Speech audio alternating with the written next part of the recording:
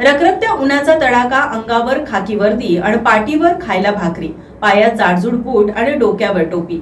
आडवाटेच्या दगडधोंड्यातून वाट काढत ज्योतिबाच्या नावानं चांगभलं असा जयघोष करत वारणा अभियांत्रिकीच्या एनसीसीच्या छात्र सैनिकांनी पायी चालत गाठला ज्योतिबा डोंगर.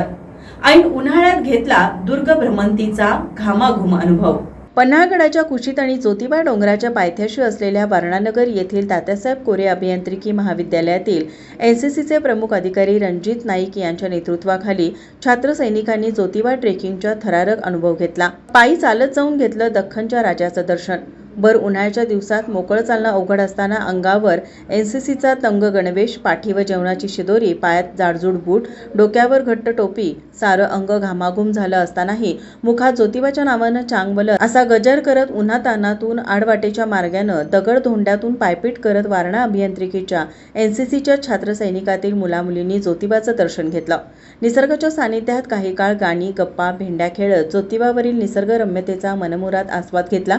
सर्वांनी मिळून सामूहिक पंगत पाडत स्नेहभोजनाचा आस्वाद घेतला. विद्यार्थ्यांनी उन्हातान्हातून चालण्याचा थरारक अनुभव घेत ज्योतिबाचं दर्शन घेऊन आशीर्वाद मागितला.